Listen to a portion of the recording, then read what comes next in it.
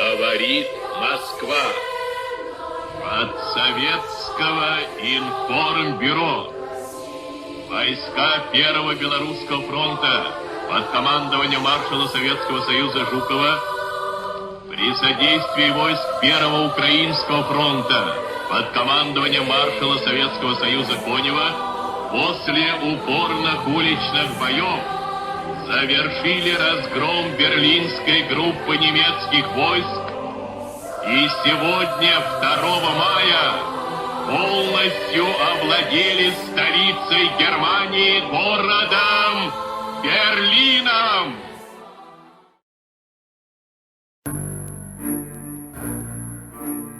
Tadi adalah cuplikan rekaman radio dari Pak Joseph Stalin atau pemimpin Uni Soviet tertinggi pada masa saat itu atas jatuhnya kota Berlin yang dikuasai oleh Tentara Merah pada tanggal 2 Mei 1945 oleh Marsikal Georgy Zhukov dan Marsikal Konev.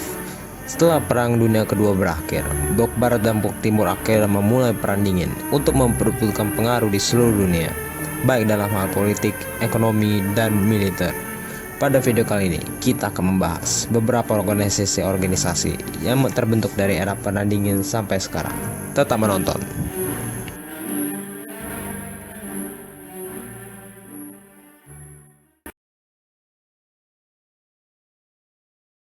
Collective Security Treaty Organization atau disebut dengan CSTO merupakan aliansi pertahanan militer yang didirikan pada tanggal 15 Mei 1992 dan terdiri dari 6 negara, yaitu Armenia, Belarusia, Kazakhstan, Kyrgyzstan, Rusia, dan Tajikistan, yang mana merupakan masing-masing negara tersebut adalah bekas pecahan Uni Soviet. Tujuan dari aliansi tersebut adalah untuk bertekad menjauhkan negara-negara anggota dari tindak kekerasan atau ancaman, dan tujuan lainnya adalah untuk mengimbangi kekuatan NATO. Selain itu, jika salah satu negara dalam aliansi tersebut ikut dalam perang, maka satu aliansi akan ikut dalam perang itu juga. Dan satu hal lagi, aliansi ini merupakan bentuk terusan dari aliansi Pakta Warsawa pada masa pemerintahan Uni Soviet yang akhirnya bubar pada 31 Maret 1991.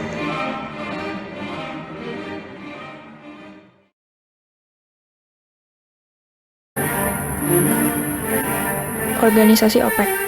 OPEC adalah organisasi global yang membentuk negara-negara pengekspor minyak. Awalnya organisasi besar ini dibentuk karena jatuhnya harga minyak pada perusahaan yang besar.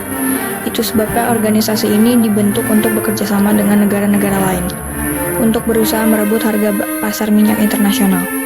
Organisasi ini juga terkenal karena bekerja sama juga dengan organisasi besar lainnya yang memang terbukti sudah menghasilkan banyak kemenangan di berbagai wilayah negara-negaranya.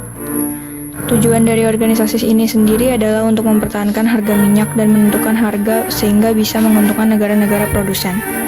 Selain itu, organisasi ini juga mengatur hubungan dengan perusahaan-perusahaan konsumen. Adapun peran Indonesia di dalam organisasi ini sebagai penentuan arah dan kebijakan OPEC khususnya dalam rangka menstabilisasi jumlah produksi dan harga minyak di pasar internasional. Dan pada tahun 2004 Indonesia terpilih menjadi presiden dan sekjen sementara OPEC. Namun Indonesia akhirnya keluar dari organisasi ini karena banyak hal. Salah satunya adalah karena Indonesia tidak mampu membayar denda yang selalu dilibatkan. Itu sebabnya Indonesia memilih untuk menjadi organisasi yang memilih sendiri bidangnya. Namun meskipun begitu, banyak hal yang telah dilakukan Indonesia bagi organisasi besar yang satu itu.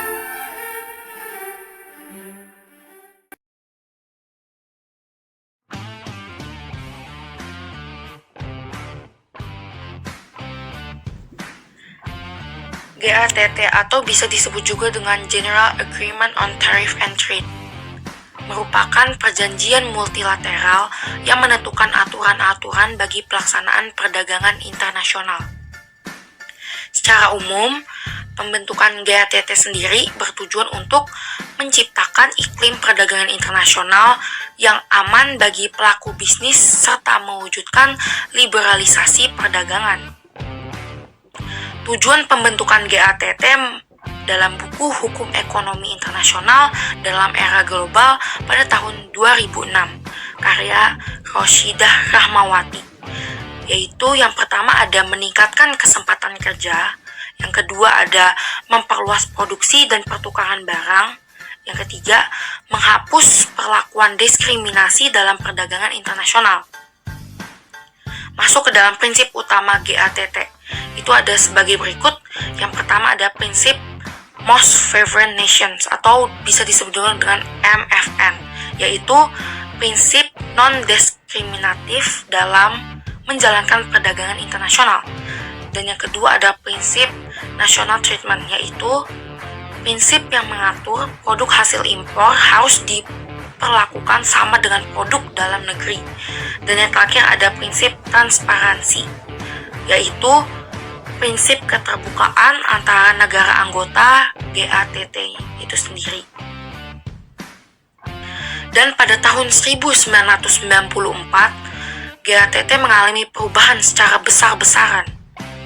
Perubahan tersebut dibahas dalam perjanjian putaran Uruguay pada tahun 1994. Dalam perjanjian putaran Uruguay, peran dan fungsi GATT itu sendiri digantikan oleh WTO atau bisa disebut juga dengan World Trade Organization yang terbentuk pada 1 Januari tahun 1995.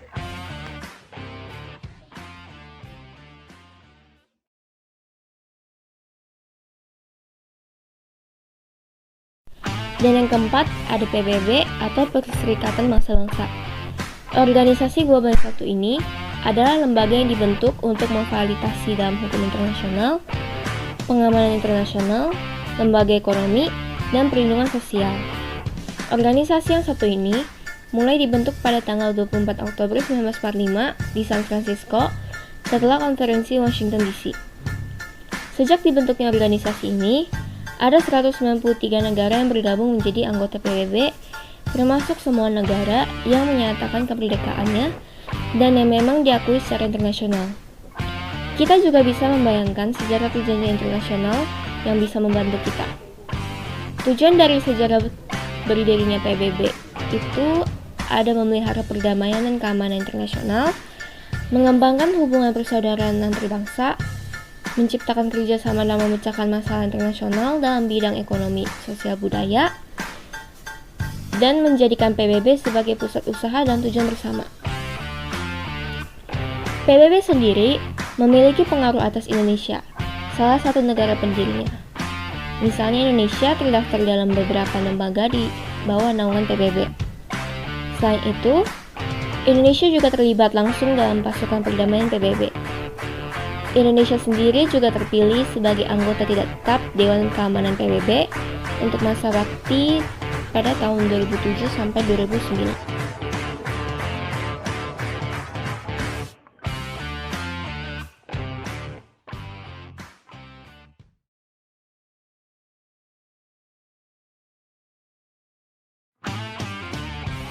ASEAN. Sejarah berdirinya ASEAN adalah organisasi geopolitik dan ekonomi dari kawasan di Asia Tenggara.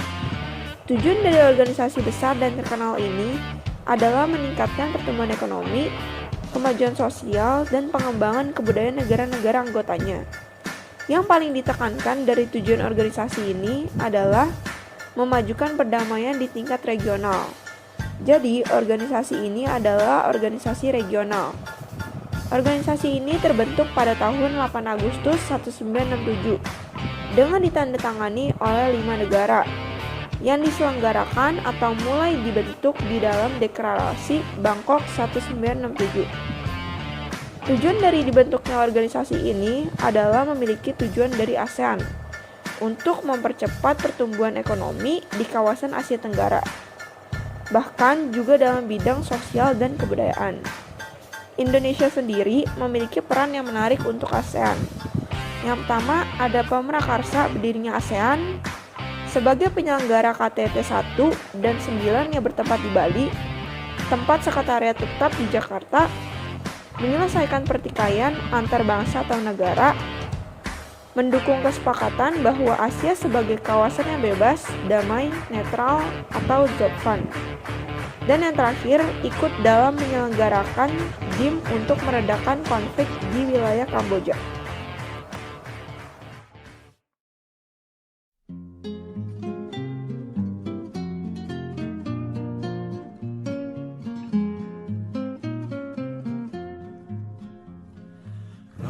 Rasita яблони и груши, поплыли туманы над рекой.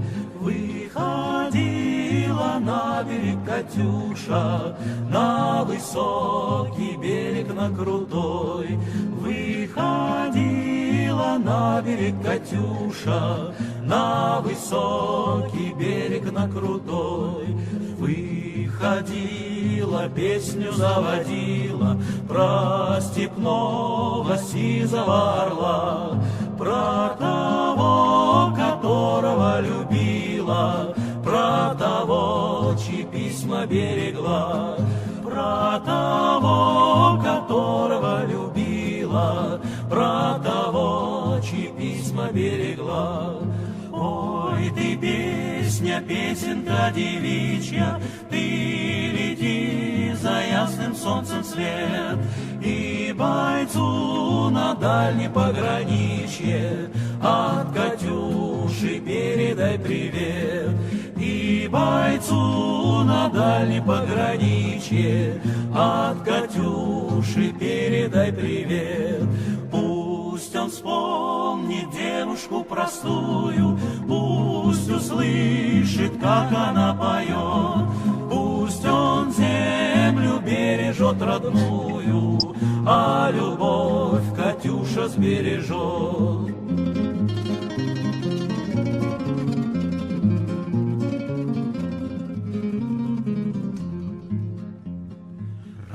Расцветали яблони и груши, поплыли туманы над рекой.